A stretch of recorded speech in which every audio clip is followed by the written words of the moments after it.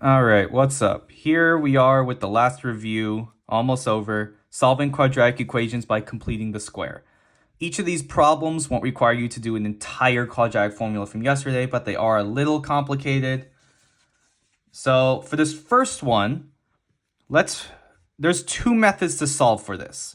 So first off, I'm going to show you the easier one, but it doesn't really pop up that often. But this problem can be solved in an easier way. Notice there's no single integer number right here with no x variable next to it. So what you can do here is factor out the x. So it's x times x plus 14 equals 0. And then your two possible answers are x equals 0 and x plus 14 equals 0. So x equals negative 14. That's one way to do this problem. However, there is another way. Well, you could also use the quadratic formula here. So I guess there's a third way, and that's called completing the square. All right, so to do this method, you need to notice the number right here, 14. It's very important because that divided by 2 is 7. And then 7 squared is 49. Why do I mention that? Well, if you set up x squared plus 14x plus 49, that will actually reduce down to x plus 7 squared. Because 7 and 7 add to be 14, and 7 and 7 multiply to be 49. Now again, why am I mentioning this? Well, we can actually take this 49 here. If we figure out this number, you can add it to the left side of this equation. And the left side of this equation then becomes x squared plus 14x plus 49. But remember, if you add something to one side of the equal sign, you have to add it to the other. So it's x squared plus 14x plus 49 equals 49. And then it's x plus 7 squared equals 49. So right here, how do you undo a exponent of 2? Well, you got to square root it. So all that's left is x plus 7. But if you square root one side, you have to square root the other. So square root of 49 is 7. However, there are two possible answers to this. Because what are two other numbers that multiply to be 49? Negative 7 and negative 7. So you have two possible answers here. Positive 7 and negative 7. Remember the quadratic formula from yesterday? You needed to have two answers because there was a positive and a negative in there. Well, this is kind of where it comes from, because when you take the square root of something, because when you're undoing a exponent of 2, there's two possible answers to that. All right, so the two methods here. Well, actually, while I'm at it, let's subtract 7 from both sides. So x equals negative 7 plus or minus 7. So one method, x equals negative 7 plus 7, which reduces to x equals 0.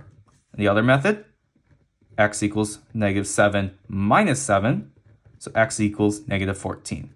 So I know this might have been a bit confusing back here when I did it, so that's why I'm going to go more in depth in this second problem. So back in the first review lesson, so the one from Monday night that was due Tuesday, you had a problem that looked like this, or wait, right here. It's a bit messy, but it was x plus 3 squared, and it became x squared plus 6x plus 9. And I told you a little trick for that. You take the 3 and you multiply it by 2 to get 6, and that 3 is also, you square it to get 9. So you had this identity right here. X plus a squared equals x squared plus 2 times a times x plus a squared.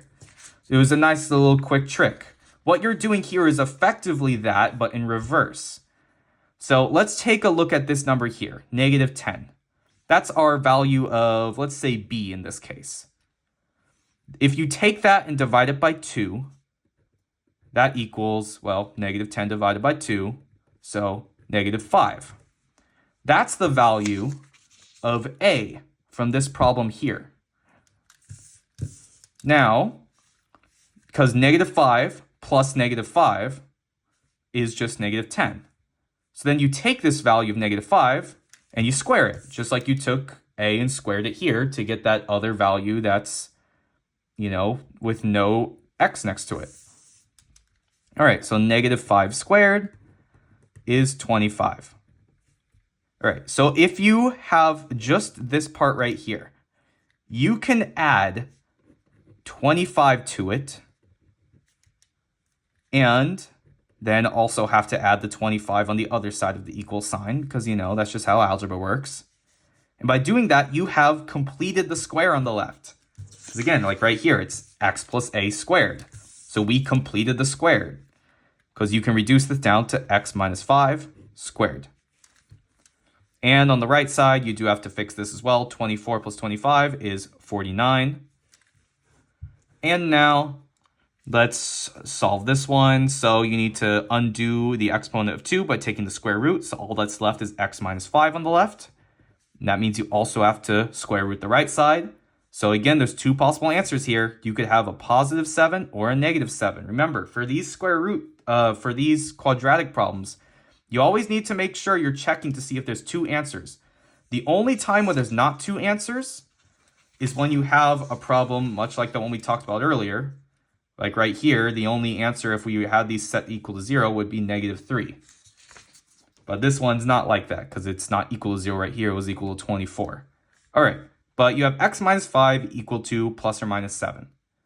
Now I'm going to add 5 to both sides, so it's x equals 5 plus or minus 7. So your two possible answers are x equals 5 minus 7, so x equals negative 2, and x equals 5 plus 7, so x equals 12. Now again, you're probably asking yourself, what's really the point of this version? It seems a bit complicated, and also, if I have a complicated problem, couldn't I just be safe and use the quadratic formula? You could. However, if you get used to filling the problems in like this, they can go a lot faster in the quadratic formula because there's a lot of setup for the quadratic formula. And if you can look at numbers like this and spot, oh, I take the negative 10, I divide it by 2 and square it. So that's negative 5 and square negative 5, so that's 25. I add it to this side, add it to this side.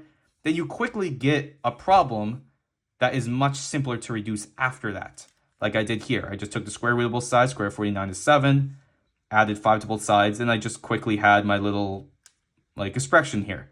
This expression, 5 plus or minus 7, is the same thing you would have got if you used the quadratic formula. And then you still would have reduced it down to x equals 12 and x equals minus 2, just like I did here. So lastly, let's do this problem. You take your value that's in front of the x. The coefficient right here is 6. So you divide it by 2, you get 3. 3 is the special number here. That plus itself equals 6, and 3 times itself equals 9, because 3 squared is 9. So that is the number that would complete this square here. So if you have x squared plus 6x plus 9, that would reduce down to, the x plus 3 squared. But right here, in order to get this, x squared plus 6x plus 9, notice I can kind of take out 9 from this. The negative 59 right here. And if I do that, it would become, let's see. It's actually probably easier just to have added 59 to both sides to begin with. And then when you add 9 again to both sides, 59 plus 9 over here. All right, so on this left side, x squared plus 6x plus 9, that reduces down to, again, the two numbers that multiply to be 9 are 3 and 3, and add to be 6 are 3 and 3. So x plus 3 squared equals 68. Now, again, I need to get rid of the exponent of 2 here. I'm going to square root both sides. So x plus 3 equals the square root of 68. So it's plus or minus the square root of 68. Two possible answers. Now, 68 can be reduced a little bit. So square root of 68 is the same thing as the square root of 4 times 17.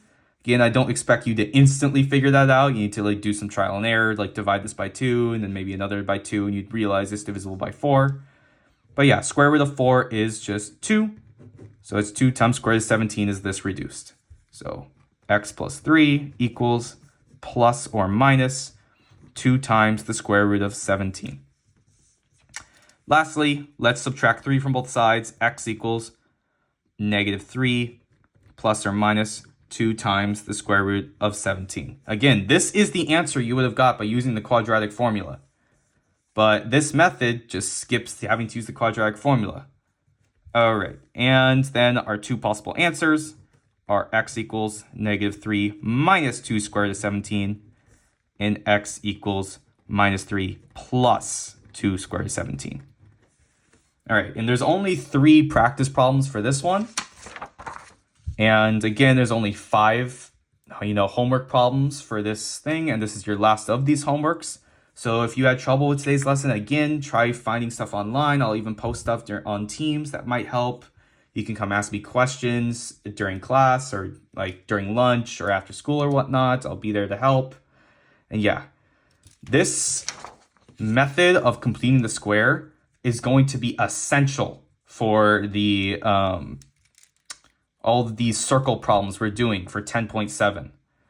Like, you won't be able to use the quadratic formula for those. You're going to have to know this completing the squares method. And then there will be a problem on your exam that you need to know how to complete the square to figure out. So yeah, it's very essential that you figure this part out here. So yeah. All right, see you guys. Oh wait, one more thing. If you're wondering why this table is so ugly, it's because I'm at my 91-year-old grandma's house.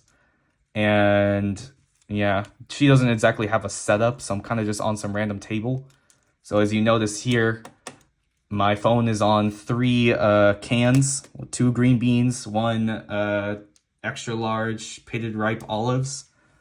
And it's all like my phone is taped to the top of it. Yeah, I don't really have a setup. I'm not like Osuna. He's got a whole thing going on. I mean, I would too if I had access to my classroom, maybe. But I don't right now. I'm filming this during the weekend. All right, enough of that spiel. All right, see you all tomorrow.